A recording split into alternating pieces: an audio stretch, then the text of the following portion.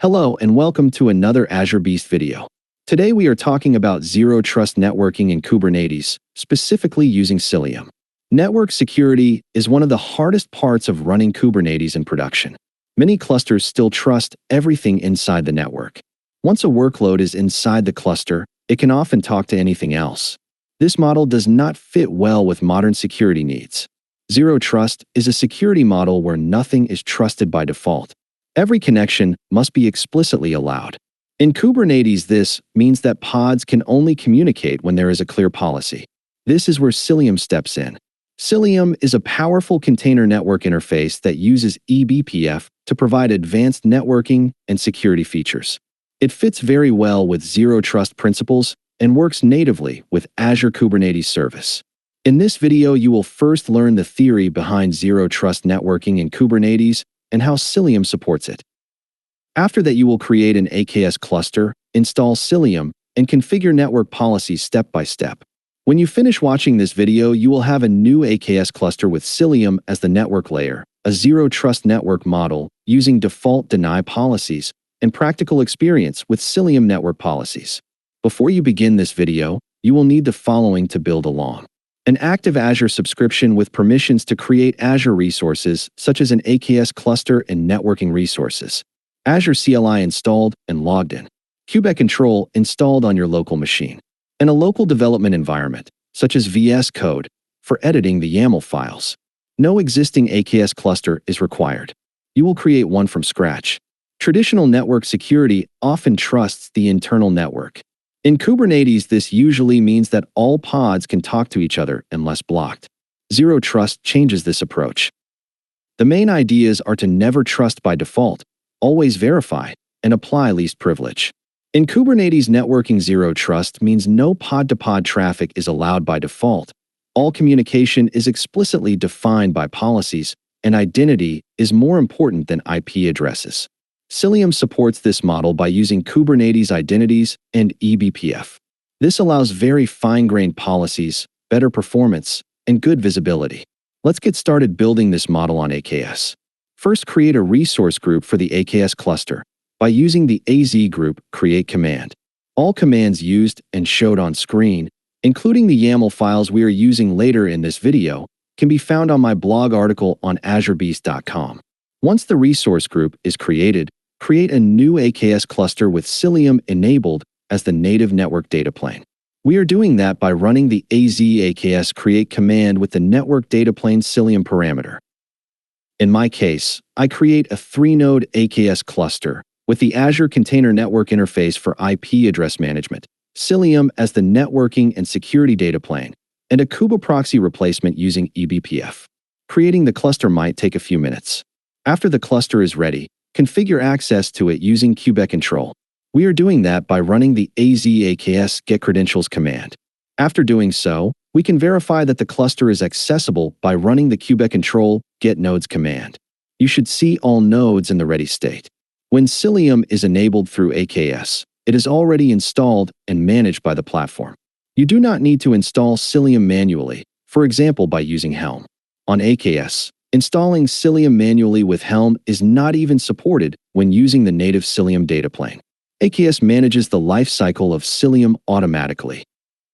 Let's verify that the Cilium agents are running in our cluster by running the Kube Control getPods command in the Kuba system namespace. We are specifically look at the label K8s, app equals Cilium. The output should show all Cilium pods are in a running state with ready 1/1. At this point, Cilium is fully operational and ready to enforce network security policies. Let's deploy some test applications and start applying Zero Trust network policies.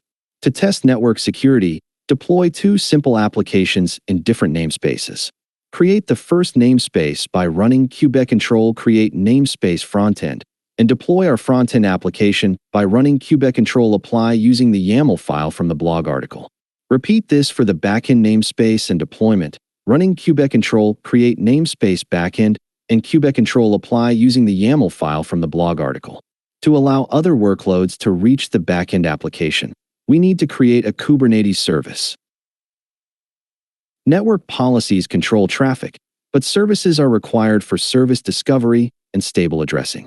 Without this service, network policy tests would fail even if traffic is allowed.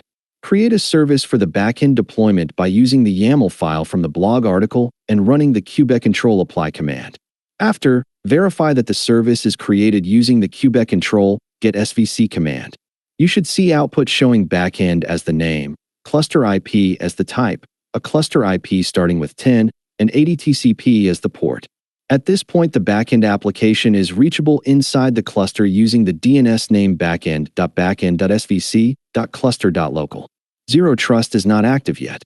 Let's start applying some basic Zero Trust network policies. Zero Trust starts with denying everything by default. Let's create a default deny policy for the backend namespace by using the YAML file from the blog article. Run the kubectl apply command to apply this policy. Now all incoming traffic to backend pods is blocked. You can test this by trying to connect from the frontend pod. The connection should fail. First, make sure the frontend pod is in a running state and has an IP address by running the kubectl get pods command within the frontend namespace. Use the O-wide flag to get more detailed information about all pods within the namespace. You should see the frontend pod in a running state. If the pod is not running, wait until it is ready before continuing. Instead of attaching directly to the application container, we are going to use a temporary debug pod. This is a reliable and recommended approach in managed Kubernetes environments like AKS. Run the kubectl run debug command to create a new pod. We use the in-frontend flag to run it within the frontend namespace and use the curl images /curl container image. This is a lightweight image that has curl installed, which is useful for testing HTTP requests. The it flag lets you interactively type commands inside the container. The RM flag automatically deletes the pod when you exit the session. This makes it a throwaway and debug-only pod. The sh flag starts a sh shell instead of running the image default command. This drops you into a shell prompt inside the container. You should now see a prompt similar to $. From inside the debug pod, try to reach the backend application using Kubernetes DNS by running curl backend.backend.svc.cluster.local. The request should fail. This confirms that the default deny network policy is working correctly. Traffic to the backend pods is blocked unless explicitly allowed. Exit the shell to remove the temporary pod by running the exit command. The debug pod is automatically deleted. With this test, you verified that pod-to-pod traffic is denied by default, Cilium network policy is enforced, and Zero Trust networking is active in the cluster. It is now time we create a policy that explicitly allows traffic from the frontend to the backend. Cilium enforces network policies based on workload identity. This identity includes both pod labels and the namespace the pod runs in.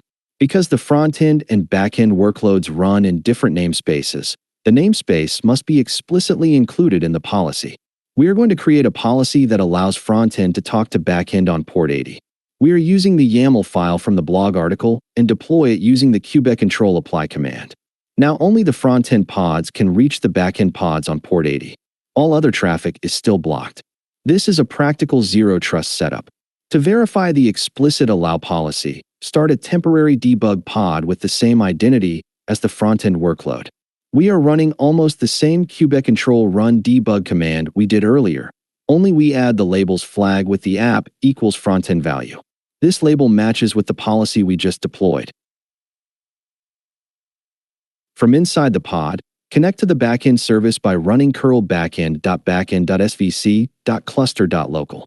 This time the request should succeed and return the default Nginx response. This confirms that only the frontend workload is allowed to access the backend. And there you have it, an easy yet effective Zero Trust implementation in your AKS cluster. Cilium can do more, like giving visibility into network flows. You can inspect policies and endpoints using kubectl get CNP. You can also extend this model with namespace-based isolation, DNS-aware policies, Layer 7 HTTP rules, or identity-based access control. Zero Trust is not a one-time setup. It is an operational model that evolves with your workloads. In this video, you implemented Zero Trust network security for an Azure Kubernetes Service cluster using Cilium. You created an AKS cluster from scratch and applied default deny and allow policies step by step. You now have a strong foundation for secure Kubernetes networking. From here, you can add more fine-grained Layer 7 policies, integrate with observability tools, combine network security with identity and role-based access control, or apply the same patterns to production workloads. Zero Trust is a mindset, not only a configuration. Cilium helps you apply this mindset in a cloud-native way on AKS. Thank you for taking the time to go through this video and making it to the end. Stay tuned, because I will keep continuing providing more content on topics like this in the future.